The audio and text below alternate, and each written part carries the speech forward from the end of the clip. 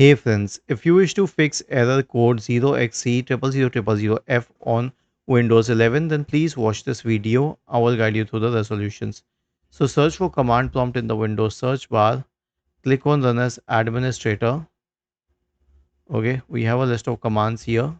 Simply copy them and paste them and hit enter.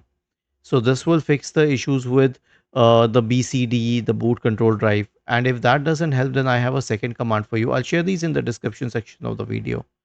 Search for command prompt in the Windows search bar. Click on Run as Administrator. Type the command chkdsk space forward slash r space forward slash f and hit enter.